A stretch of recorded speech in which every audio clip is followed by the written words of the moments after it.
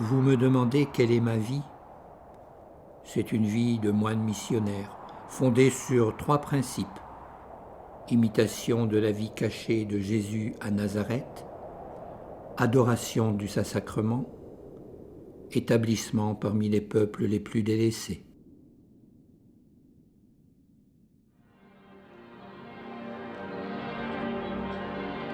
C'est à l'ombre de la cathédrale de Strasbourg que naît Charles de Foucauld le 16 septembre 1858. Il est rejoint 3 ans plus tard par sa sœur Marie. À quelques mois d'intervalle, ils sont brutalement privés de leurs parents. 3 mois après la mort de sa mère, devant sa sœur, sa petite sœur et lui, la grand-mère meurt d'une crise cardiaque. Il est recueilli par le grand-père maternel, le colonel de Morlaix. Il va se reconstruire grâce à son grand-père tout particulièrement, à des professeurs aussi. Et son grand-père désire qu'il emprunte aussi la voie des armes. Il va entrer à Saint-Cyr. Son grand-père meurt, il a 18 ans. Et c'est un désastre pour lui. Et en même temps, il reçoit en héritage une fortune immense. Et il va organiser de grandes fêtes pour se distraire d'une vie de garnison qui est absolument ennuyeuse et qui ne lui va pas. Lui qui est un aventurier dans l'arme. Bon, il va avoir une femme dans sa vie, etc., pour tromper son ennui tout particulièrement. Il va partir en Algérie, il va être au combat en Algérie. Et là, il va découvrir que sa vraie vocation, c'est la vocation d'explorateur. Il fait ses chemins à lui, il construit ses chemins, il va toujours de l'avant. Et donc, il fait cette grande exploration au Maroc, qui est considérée dans son époque comme extraordinaire. La vue de cette foi, de ces âmes vivant dans la continuelle présence de Dieu, m'a fait entrevoir quelque chose de plus grand et de plus vrai que les occupations mondaines. Il écrit sa reconnaissance au Maroc, c'est-à-dire son livre sur le Maroc. Et c'est comme ça qu'il va un jour, un matin, à l'église Saint-Augustin, parce qu'il sait que l'abbé Huvelin confesse, est à son confessionnal. Et il va le voir et il lui dit « Je cherche un professeur de religion ».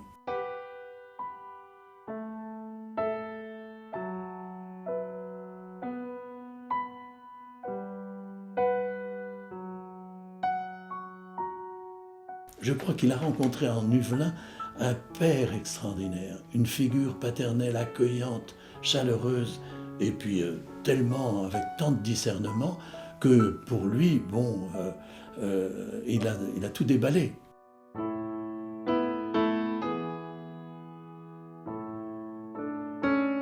Et Huvelin lui a dit à ce moment-là, vous avez confessé votre vif.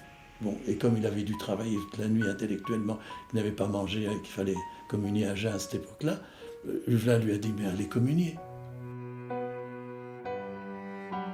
Et donc la rencontre du Christ, c'est pas une rencontre illuminante, c'est une rencontre dans le quotidien d'une église avec le quotidien d'un prêtre tout simple. Aussitôt que je crus qu'il y avait un Dieu, je compris que je ne pouvais pas faire autrement que de ne vivre que pour lui. Ma vocation religieuse date de la même heure que ma foi. Alors, ces idées de grandeur vont être touchées extrêmement fortement parce que l'abbé Huvelin va lui demander, il va lui dire de faire un pèlerinage en Terre Sainte. Et là, il va aller entre autres à Nazareth, et Nazareth, c'est en plein hiver, ce sont des rues boueuses, et il se dit comment le Fils de Dieu fait homme a vécu là-dedans, enfin cette vie-là, de cette vie de pauvreté, de rien du tout. Et donc c'est comme ça que de fil en aiguille, il va penser aux trappistes de Notre-Dame-des-Neiges, parce que c'est les plus pauvres, et que surtout ils ont un prieuré très pauvre en Syrie, dangereux parce qu'il y a des persécutions, etc. Et il m'est fait comme la leçon pour dire, vous n'êtes pas assez pauvre, et je veux fonder un ordre plus pauvre. Et c'est comme ça qu'il va quitter les trappistes pour fonder Alors il va vivre à Nazareth, en imitation littérale de la vie de Nazareth, comme domestique, etc.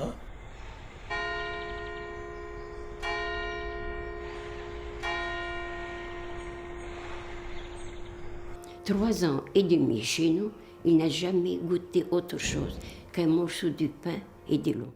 Nazareth était pauvre, n'est pas Nazareth d'aujourd'hui. Les enfants l'attendaient à la porte pour avoir le morceau de pain. Et frère Charles, avec son cœur, les amenait à son ermitage, comptait les enfants et coupait son morceau de pain autant qu'il y avait d'enfants. Et il entend un jour dans un sermon, Jésus a tellement pris la dernière place que personne jamais ne pourra la lui ravir. Et lui qui voulait être à la dernière place, il se dit, je ne pourrai jamais y arriver. Bon, et ça le travaille.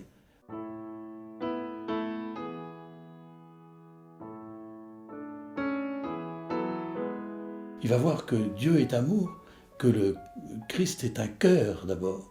Bon, et donc, ces excès vont le faire se rapprocher avec l'humanité du Christ.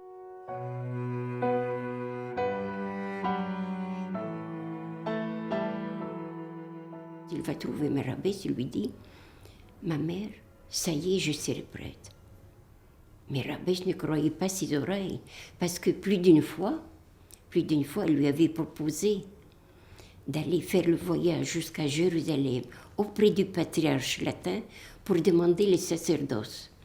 Et chaque fois, il lui répondait « Je suis indigne. » Il veut se faire prêtre parce qu'il a bien vu qu'en Terre Sainte, il ne pourra fonder son ordre que s'il est prêtre. Dans sa retraite de diaconat et dans celle du sacerdoce, il y a une chose qui va absolument le frapper, c'est les brebis perdues. Et le banquet eucharistique qui doit être, il faut appeler les plus pauvres, tous les gens qui sont dans le ruisseau, et pour les amener au banquet du maître. Il va tout de suite quitter l'idée de Terre Sainte et dire je vais me poster juste à côté du Maroc, quand un prêtre pourra y entrer, je vais y entrer. Je vois que les musulmans ont des esclaves eux-mêmes. Je vais faire une communauté d'esclaves et une première communauté chrétienne, et c'est ce qu'il essaie de faire.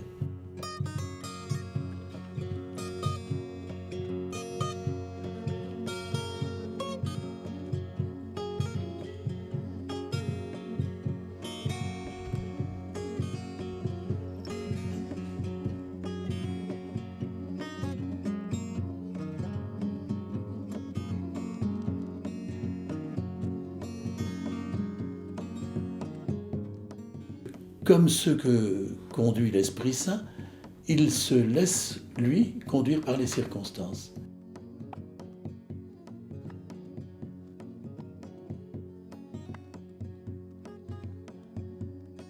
Il voit qu'il est enfermé à Béniabès, enfermé par la garnison, où il y a de bons chrétiens qui viennent lui servir la messe, etc., officiers comme soldats, de bons bretons, etc.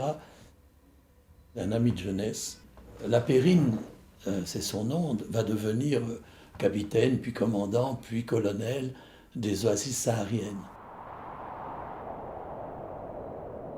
La Périne lui a dit, mais là, au Hogar, il n'y a personne, il n'y a pas de prêtre, il n'y a pas d'Eucharistie. Si un prêtre pouvait y célébrer l'Eucharistie, le sang de Foucault n'a fait qu'un tour. Et puis en avant, il est parti au plus loin. Enfin, quand on pense, mais alors, c'était des milliers et des milliers de kilomètres dans les sables.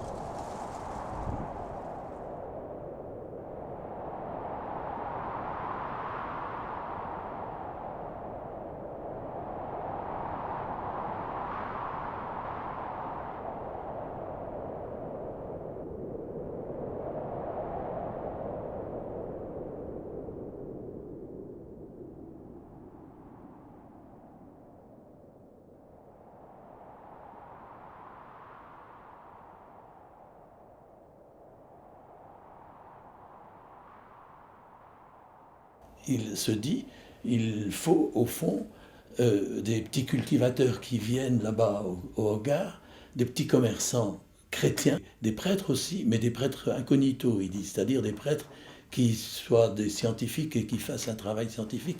En même temps, ils sont prêtres, ils aiment la messe, mais ils sont dans la population.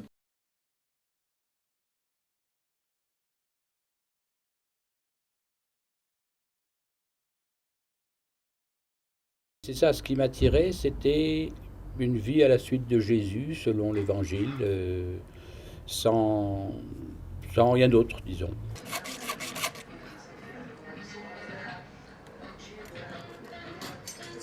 C'est plus ensuite les gens du désert qui m'ont attiré que le désert lui-même. Et les gens du désert et les gens d'une autre culture. Et pour moi, cette rentrée dans une autre culture, ça fait partie vraiment intégrante de ma vie religieuse, en ce sens que c'est un dépouillement de soi, de toute sa manière de voir. C'est pour ça que je dis à la fois ça fait partie de ma vie religieuse en ce sens-là, puis en ce sens d'aller à l'autre différent. Pour moi, c'est ça, cet amour de Dieu pour tous les hommes, c'est ça qui est au cœur de la spiritualité de Charles de Foucault aussi. Quand on dit par exemple l'universalité de l'amour, c'est aimer tous les hommes quels qu'ils soient.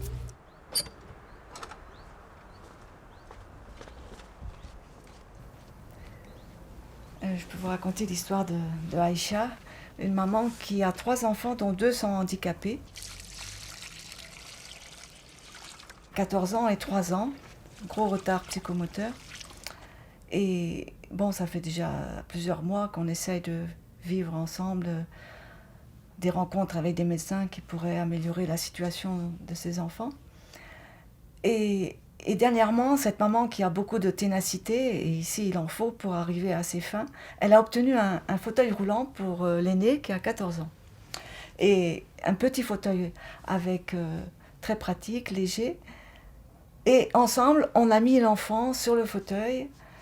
Et pour la première fois, lui qui avait peur, il a mis ses mains sur les roues et il s'est aperçu qu'il pouvait avancer. Et ça, c'était vraiment magnifique.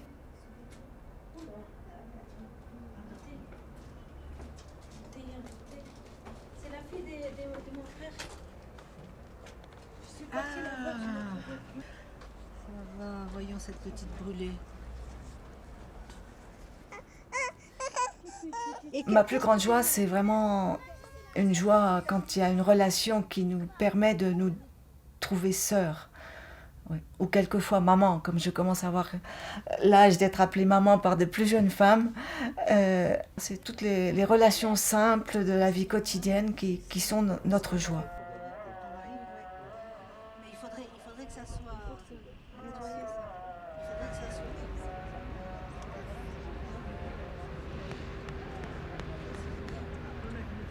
Il y avait 50 foyers quand il est arrivé à Tamanrasset. Et puis il va faire construire des maisons en dur.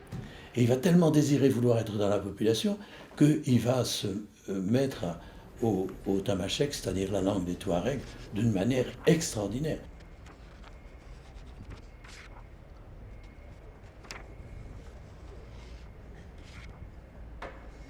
Alors, Foucault recueille des proverbes et des poèmes pour apprendre la langue et entrer dans la langue et puis faire son dictionnaire Touareg français, France Touareg. Donc il était vraiment plongé dans la vie des Touaregs.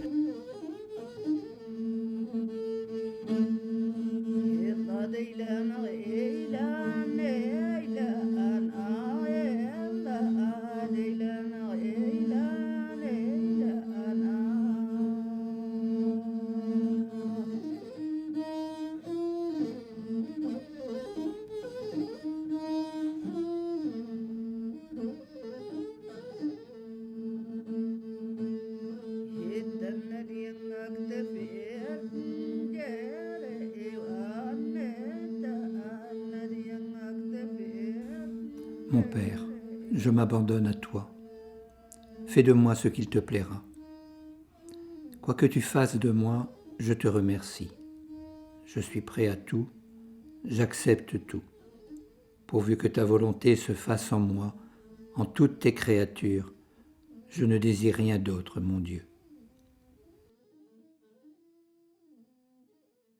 L'Eucharistie qui est Dieu parmi nous pour le salut du monde. Et vivre ça chaque jour à l'Eucharistie, apporter tout ce que je vis, toute ma misère. La misère qu'on a, on parlait hier de ce moment de Charles de Foucault dans sa vie où il était malade et où il a reconnu qu'il n'était pas grand-chose. Pour moi, ça fait profondément partie de ma vie, ça.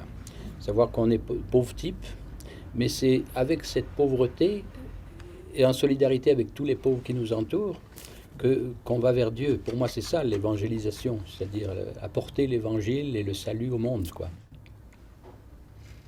On a décidé de faire un grand voyage de noces d'une année, pratiquement, à Jérusalem.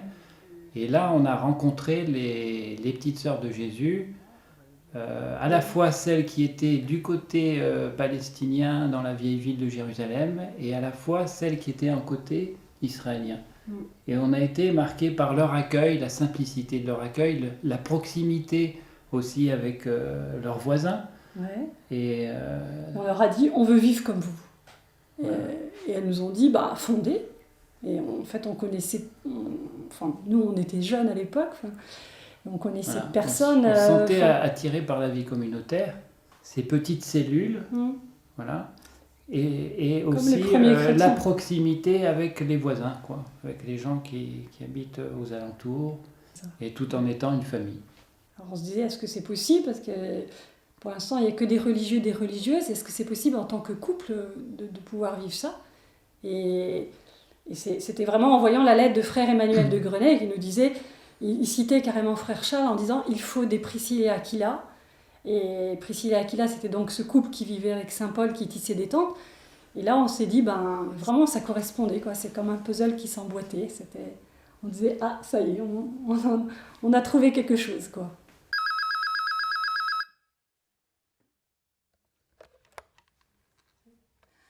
Allô, Marie? Il paraît qu'on a besoin de mon petit témoignage. Oui. Je pense que le plus gros cadeau que m'a apporté la fraternité, c'était ce monde de prière dans lequel on a baigné depuis qu'on était petit, en fait, avec ce lien fort dans la famille et qui nous a construits. Et c'est tout ce petit trésor qui nous a été transmis en tant qu'enfants. Moi, j'ai un souvenir aussi assez fort, c'est vrai, des frères qui passaient, les frères qui étaient en mission un peu dans le monde entier. Et c'est vrai que ça nous a donné une belle ouverture sur le monde, quoi. Je suis quand même fière de mes parents qui ont posé cet engagement, qui le renouvellent d'ailleurs chaque année. Et ça me rend heureuse finalement de voir mes parents comme ça, quoi.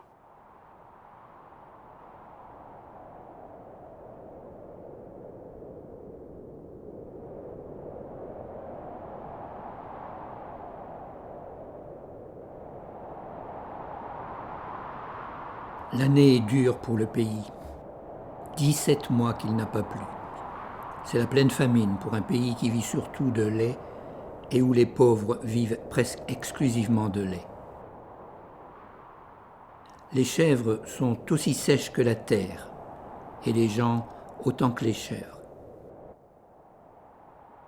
Je suis malade, obligé d'interrompre mon travail. Jésus, Marie, Joseph, je vous donne mon âme. Les Touaregs de Tamanrasset vont s'apercevoir qu'il est malade et vont bien comprendre qu'il a besoin de lait.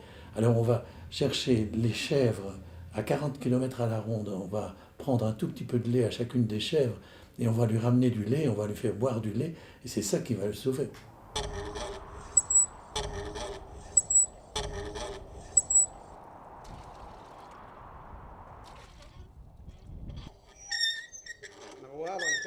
Ce sont des pauvres qui sauvent. Lui qui voulait les sauver, il voulait faire le bien, c'est eux qui font le bien. Et c'est là, je crois, que va naître son idée de l'union. C'est-à-dire des prêtres, des laïcs de toutes sortes venant faire ce travail de missionnaire isolé, comme il dit.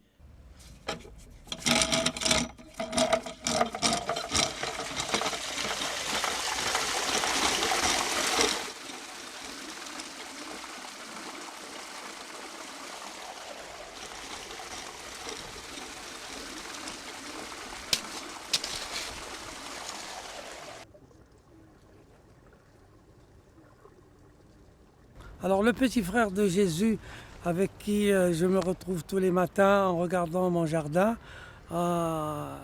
nous échangeons aussi quelques propos qui nous entourent, des propos de vie quotidienne.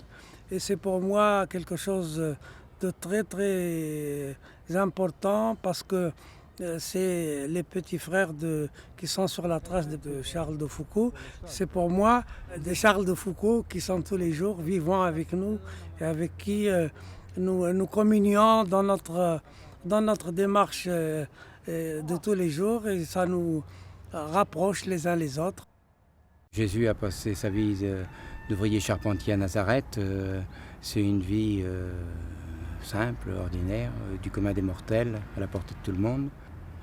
Autre chose après, plus on grimpe dans l'échelle de la promotion humaine et plus les places sont rares et chères et on se bat pour les avoir. Et j'ai pas envie de rentrer dans ce type de compétition, ça ne m'intéresse pas. Ce qui m'intéresse, c'est de rentrer dans une dynamique de service et si on a besoin de moi quelque part pour faire, si je peux rendre service là où je suis, je le ferai du mieux que je peux, dans des choses simples. Ayant vécu ici, ayant eu des témoignages de part et d'autre, le port de Foucault est pour moi symbole d'un homme de Dieu. Et c'est un témoignage très éloquent pour dire que, chrétiens et musulmans, ici, à Tamanrasset, on se partage cet espace de foi et chacun regarde l'autre ou s'inspire de l'autre pour vivre dans une communion qui nous élève au-dessus de la mêlée.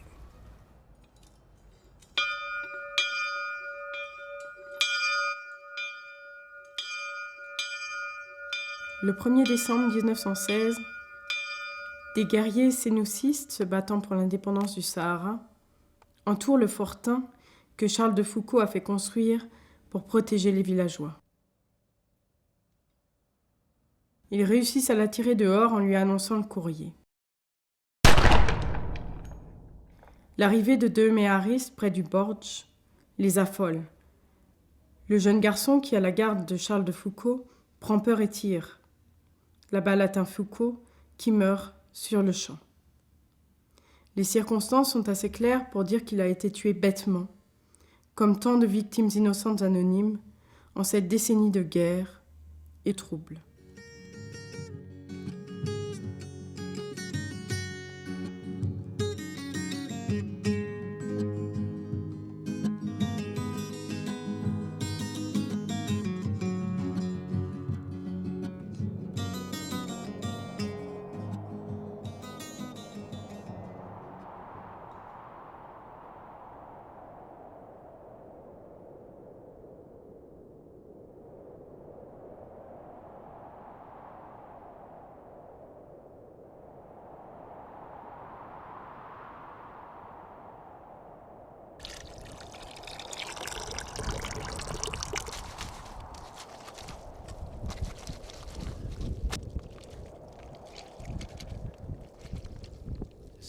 Souvent les gens quand ils arrivent, ils nous disent à peu près ouais, excuse-nous, on vient déranger votre solitude.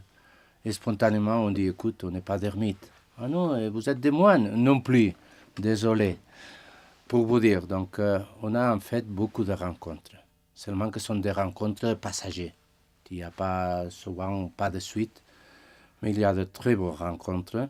Dans le monde musulman, souvent il n'y a pas une entrée facile dans les maisons. Tandis qu'ici, les gens, ils te viennent, ils te donnent le cœur. C'est la rencontre de l'islam qui a changé sa vie. Non, c'est important. Donc, tout de suite, il les a. Et quand on prend le thé avec eux, il y a un seul sujet, c'est la prière. Parce que ce que le bouleverse, c'est de trouver des chrétiens. Parce que ce n'est pas évident hein, dans notre diocèse. Les Européens, ils te donnent d'argent. Les Algériens, ils te donnent une mandarine. Oh, il a un gâteau, tiens, pour... Donc, on a de très beaux rencontres. Et après, la vie ici, c'est très simple, comme fraternité aussi. Donc, nous avons la prière. Et les gens, ils pensent qu'ici, on n'a rien à faire. Et normalement, on n'arrête jamais.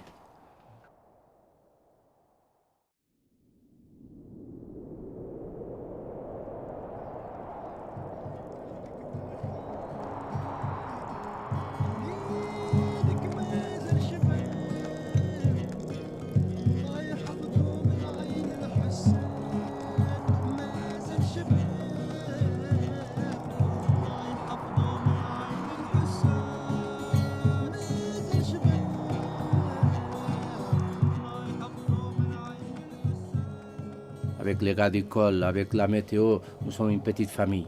Comme ils ne savent pas quoi faire pendant la journée, ils viennent ici, on en profite pour prendre le thé, pour faire de l'arabe. Et en fait, le message passe. Ce n'est pas d'évangéliser, mais les valeurs évangéliques, je crois que ça se passe. Et pour les gens ici alentour, je crois qu'on nous aime beaucoup. C'est parce qu'on te voit proche, abordable, que disait Charles de Foucault. Et c'est plutôt l'amitié. On ne prétend pas rien d'autre. Vous savez, là où il y a des liens affectifs, tu es comblé.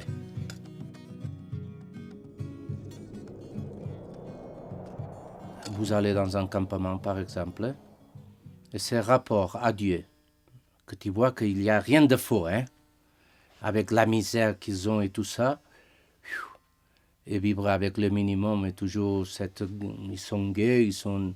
Donc franchement, souvent on voit à eux les pauvres de Yahvé.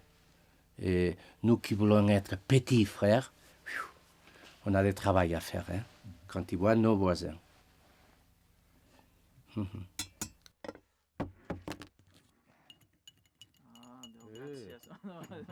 Ça me fait beaucoup de joie quand je vois, par exemple, en lisant l'Évangile ou la Bible, de découvrir dans ce monde musulman ou touareg pas mal des éléments de notre culture biblique.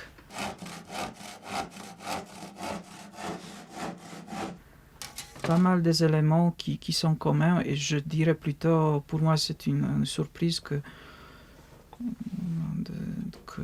la Bible ou l'Évangile, plutôt la Bible est conçue dans le monde nomade ou arabe ou sémite. Et ça me touche. En lisant des psaumes, par exemple, matin, voilà, il y a vraiment pas mal des éléments de ce monde d'ici. Vous savez que notre prière essentielle, c'est l'adoration. Et après, on a les typiques, l'ode, vêpres, etc., en communauté. Mais ça, chacun doit trouver son rythme.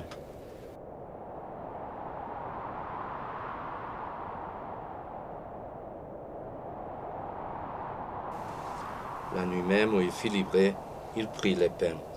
En te rendant grâce, il les bénit, il les rompit et les donna à ses disciples en disant: Prenez et mangez-en tous. Ceci est mon corps livré pour vous. Le point de convergence pour Foucault, c'est le baptême. Donc il fait appel aux baptisés de toutes sortes, comme il dit, prêtres comme laïcs, pour mettre en œuvre leur baptême, donc pour être missionnaire. N'attendez pas des directives du pape. Vous êtes capable, avec l'aide de l'Esprit Saint, vous êtes capable d'avoir votre conscience personnelle à vous et d'inventer.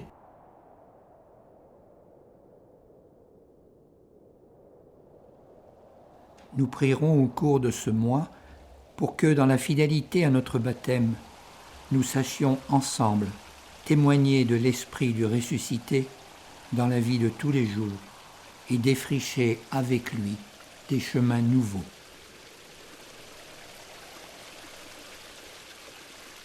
Nous vous proposons comme parole pour ce mois cette phrase de l'Évangile dont Charles de Foucault a dit quelques mois avant sa mort quelle était la parole qui l'avait le plus touché et transformé. Elle se trouve dans l'Évangile de Matthieu au chapitre 25, verset 40. En vérité, dit Jésus, tout ce que vous avez fait à l'un de ces petits qui sont mes frères, c'est à moi que vous l'avez fait.